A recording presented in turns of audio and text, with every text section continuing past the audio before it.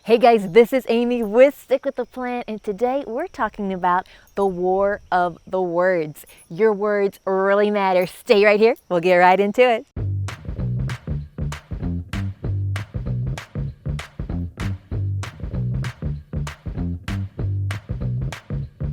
Thanks for joining me today. We've had clouds, sun, rain, a little of everything.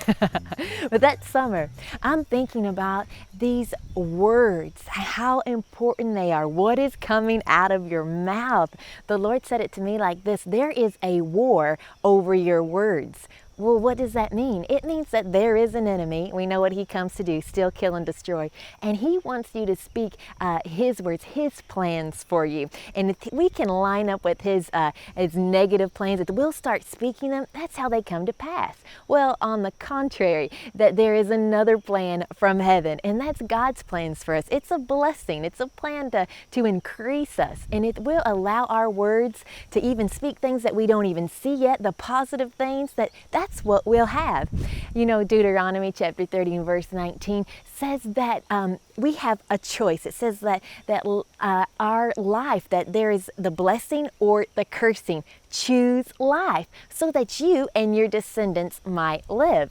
Well, when I read that, I thought, wow, he even tells us what's set before us today, the blessing or the cursing, even telling us what to choose. Choose the blessing. Well, how do you choose the blessing so that we can live? It's through your words. Just like the Lord was telling me, it's your words that matter. There's a war for your words. It's what you're saying, that's what will come to pass. That's what you will see in your life. If you don't like what it looks like right now in your life, you don't like what you're driving or where you're living or how your kids are acting, start speaking life over them. I was talking to some friends of mine, and there was a young guy there, and he just started talking about all these diseases that run in his family, what his parents had suffered with, and all of these things. And I'm listening, and he thinks, well, I better prepare myself. That'll just come on me too. Well, if you know me, I get really passionate about words, and because I know how they've changed my life. When I started speaking the blessing, my life changed. So I was just like, oh no, he is just, the inner me wanted to just take his neck and say, don't speak that death sentence over your life. But I kind of backed away, and I let Pastor Jay get in there, and he was like, no man, you're eating right, you're healthy. And he said, and truly, you've been refathered from above. So there might be some family cursings that have been, you've seen play out throughout the years, but you don't have to have them. You can choose the blessing right now. Well, how do you do that? Through the Word of God. Now, it was Jesus that said in Matthew 12 and verse 37, by your words you will be justified, or by your words you'll be condemned. In other words, you can have exactly what you've been saying.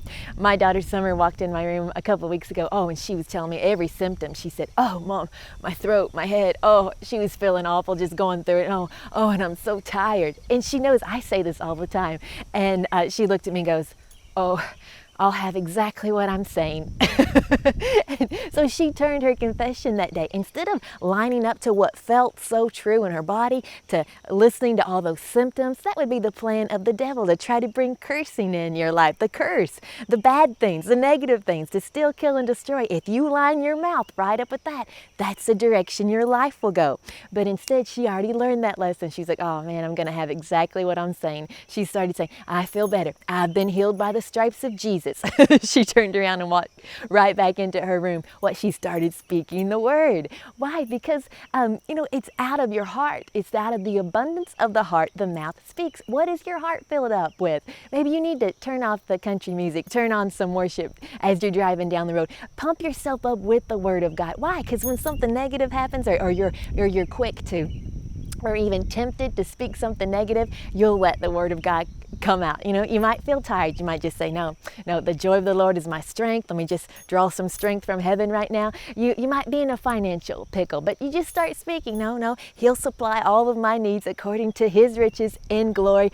That's choosing the blessing over the curse. In Proverbs 18, it says that death and life are in the power of the tongue. And who loves it will eat the fruit of it. So what do you love talking about? Let's love talking about the blessing. Love talking about good things, and that's what you'll see coming to pass in your life. Choose the blessing today, and that's how you'll stick with the plans He has for us.